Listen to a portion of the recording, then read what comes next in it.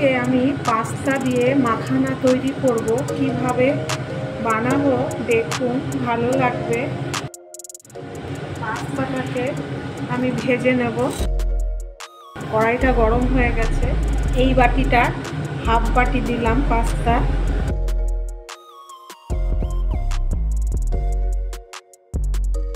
একটু বাদাম তেল দিয়ে দিলাম। পাস্তাটাকে ভেজে নেব।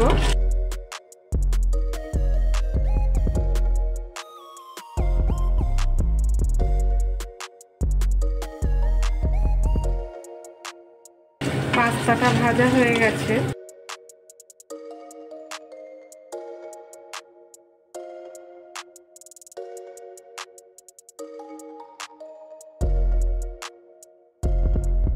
এবার মাখানাটা ভেজে নেব।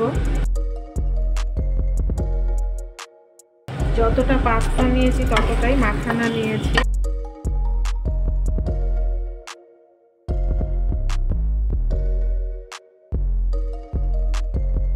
মাখানাটা ভাজা হয়ে গেছে, মচমচে হয়ে গেছে। এবার নামিয়ে ফেলবো মাখানাটাকে। এবার পাস্তাটা একটু সেদ্ধ করে নেব। জল দিয়ে দিলাম, জলটা ফুটছে দেখুন।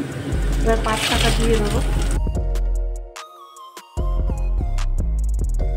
বন্ধুরা দেখুন, পাস্তাটা না পুরো সেদ্ধ হবে না শক্ত থাকবে, কেননা রান্না করতে হবে তো। দেখুন এই টাইপের আমি নামিয়ে ফেলছি, না নরম না শক্ত, হাফ সেদ্ধ করতে হবে, ওই 5 মিনিটের মতো। এবার আমি নামিয়ে ফেলছি, সেঁকে নেব। এবার পেঁয়াজ আর কাজু বাদামটা সেদ্ধ করে নেব। দেখুন পাস্তাটা পুরো কাজু বাদামের মতন লাগছে। এরকম ভেজে নিলে অপূর্ব একটা সেন্ট আসে। এবার পেঁয়াজটা দেব। পেঁয়াজটা সেদ্ধ করে নেব, কেননা কাঁচা গন্ধ আসবে। 2টো পেঁয়াজ নিলাম। আর কাজু বাদাম 50 গ্রামের মতো। এবার এটা সেদ্ধ হবে। বন্ধুরা দেখুন পেঁয়াজটা সেদ্ধ হয়ে গেছে। এবার আমি পেঁয়াজটা নামিয়ে ফেলবো। তেল দিয়ে দিয়েছি, তেলটা গরম হয়ে গেছে। ছোটো এলাচ দিলাম, দারচিনি দিলাম, লবঙ্গ দিয়ে দিলাম, আর ছোট ছোট করে পেঁয়াজ কুচিয়ে নিয়েছি দিয়ে দিলাম।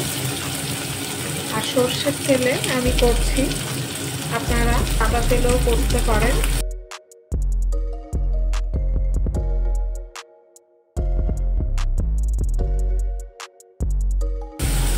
দেখুন পেঁয়াজটা সেদ্ধ করে আমি জল দিয়ে ধুয়ে নিয়েছি। ওই জল ব্যবহার করা যাবে না, তাহলে কাঁচা গন্ধ আসবে। আমি পুরো ধুয়ে নিয়েছি কাজু বাদাম আর পেঁয়াজটাকে। এবার এই পেঁয়াজটাকে আমি হালকা ব্রাউন কালার করে নেব। এরকম করে ভেজে নিতে হবে। হাফ চামচ জিরের গুঁড়ো, হাফ চামচ ধনের গুঁড়ো, হলুদ পরিমাণ মতো,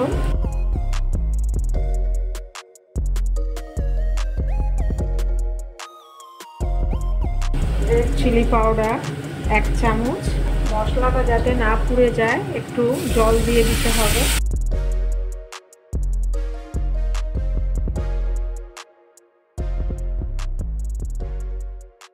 রসুন হাফ চামচ, আদা হাফ চামচ। এবার মশলাটাকে কষিয়ে নিতে হবে। পরিমাণ মতো নুন দেব। টমেটোর পেস্ট দেবো, অর্ধেকটা টমেটো নিয়েছি।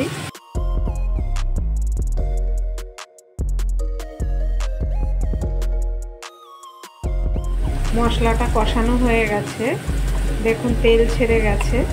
এবার কাজু বাদাম আর পেঁয়াজটা সেদ্ধ করে রেখেছিলাম, সেটা স্মুথ পেস্টটা দিয়ে দেবো।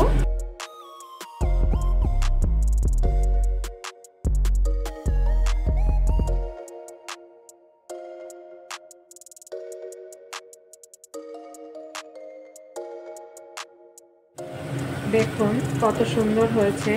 এইবার যে যেরকম গ্রেভি খাবে সেরকম পরিমাণে জল দেবে। মাখা খেলে মাখা, আর একটু লিকুইড হলে ওরকম করে দিলেই হবে। আমি এরকম জল দিলাম, হাফ কাপের মতন জল দিলাম। এবার পাস্তাটা দিয়ে দেবো।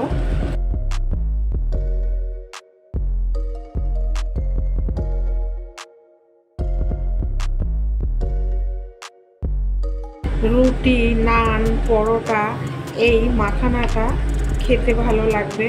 যত রকম ভাজা রুটি টুটি থাকবে এইসব দিয়ে খেলে এত ভালো লাগে। পাস্তাটা নরম, তার থেকেও হচ্ছে মাখানাটা নরম, মাখানা সবচেয়ে নরম। এবার মাখানাটা দিয়ে দেবো।